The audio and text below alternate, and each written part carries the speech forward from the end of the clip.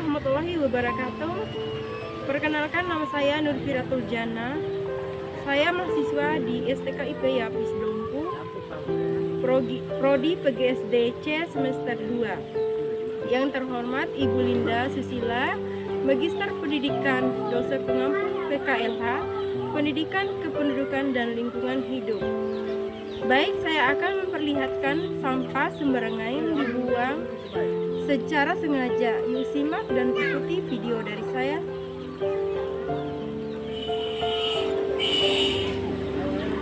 Sampah yang tidak terurus dapat mencemari lingkungan dan mengganggu kehidupan sehari-hari. Seharusnya kita dapat membuang sampah pada tempatnya agar lingkungan kita bersih. Sampah yang tidak dibuang pada tempatnya dapat mencemari tanah, air, dan udara sehingga mengganggu ekosistem dan kehidupan sehari-hari. Sampah yang berserakan dapat menjadi sumber penyakit dan infeksi serta menarik serangga yang dapat membawa penyakit.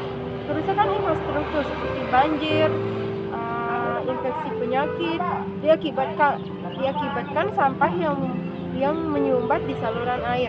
Tumpukan sampah seperti ini dapat mengurangi kualitas air dan melepaskan zat-zat berbahaya dan polutan dan membahayakan kesehatan, terutama anak-anak dan hewan-hewan. Dan polusi motor dapat menyebabkan penyakit pernapasan dan paru-paru, juga kerugian ekonomi yang signifikan termasuk biaya pengobatan dan kehilangan produktivitas, gangguan sosial dan konflik dengan masyarakat sekitar. Asap rokok dapat menyebabkan penyakit pernapasan seperti kanker, termasuk paru-paru, kanker tenggorokan dan mulut, penyakit jantung, gangguan reproduksi, termasuk infertilitas dan komplikasi kehamilan. Dan ada pun dampak lainnya juga seperti gangguan perkembangan bagi anak-anak dan meningkatkan risiko gangguan perilaku anak-anak. Dampak sampah yang dibakar dapat memiliki dampak yang serius terhadap lingkungan dan kesehatan manusia, seperti penyakit pernapasan, polusi udara dan dihasilkan dari pembakaran sampah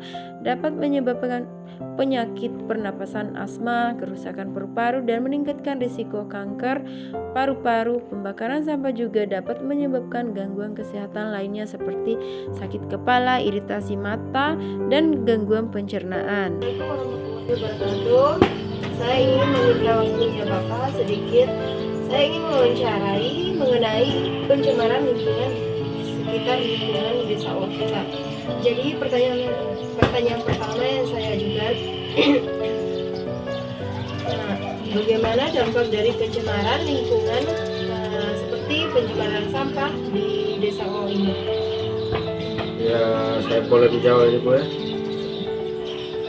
Perencanaan lingkungan sangat luas dan serius, baik terhadap lingkungan itu sendiri maupun terhadap kesehatan di kehidupan manusia.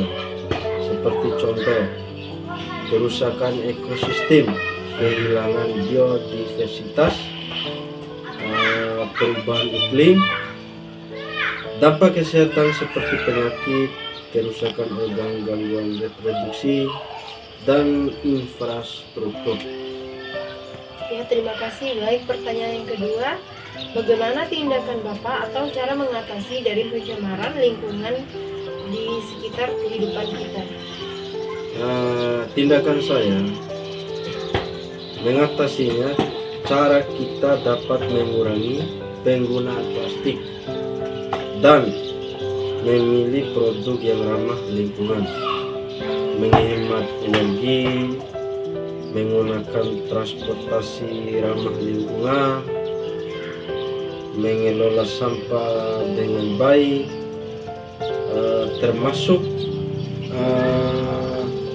memilah sampah dan mendaur ulang. Kemudian tindakan masyarakat, mengadakan kampanye lingkungan, membentuk kelompok lingkungan, mengembangkan program dan lingkungan berkelanjutan dan efektif.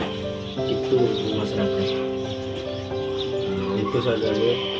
Baik, terima kasih atas waktunya.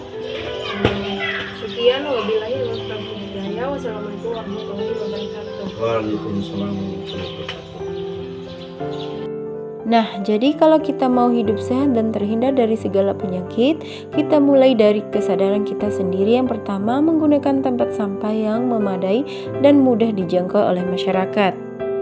Mengimplementasikan sistem pengelolaan sampah yang efektif dan efisien, dan menghentikan kebiasaan merokok dan menghindari asap rokok yang pasif. Mengimplementasikan kebijakan anti rokok di tempat-tempat yang umum. Menggunakan kendaraan yang ramah lingkungan seperti sepeda motor listrik.